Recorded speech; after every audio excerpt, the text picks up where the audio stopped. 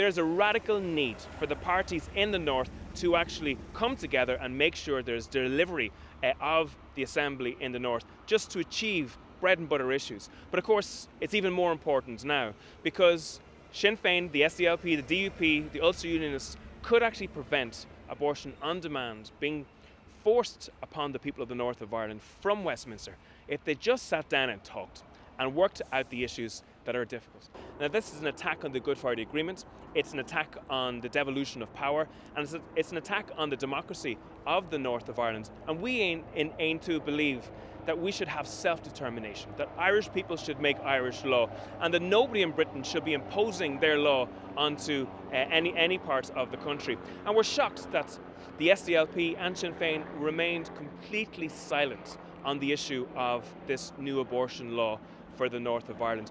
Indeed, Sinn Féin leaders have said for years that they oppose any legislation coming from London and being forced on any part of Ireland. And yet we've seen a change in the last couple of years. We've seen Mary Lou MacDonald and Michelle O'Neill go cap in hand to London, to Westminster, and plead with them to introduce legislation over the heads of locally elected politicians and the democratic will of the Irish population, and impose that legislation on the people of the north of Ireland.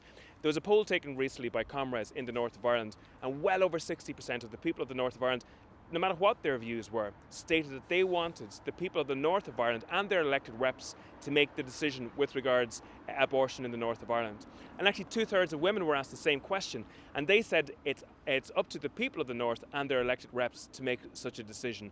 And what we've seen is British parliamentarians, MPs, who some of them never set foot in the north of Ireland, who know nothing about the culture of the north of Ireland, who are seeking to impose legislation like this on the north of Ireland. Sinn Féin would not have allowed this whatsoever a number of years ago, when their priority was Irish unity and self-determination.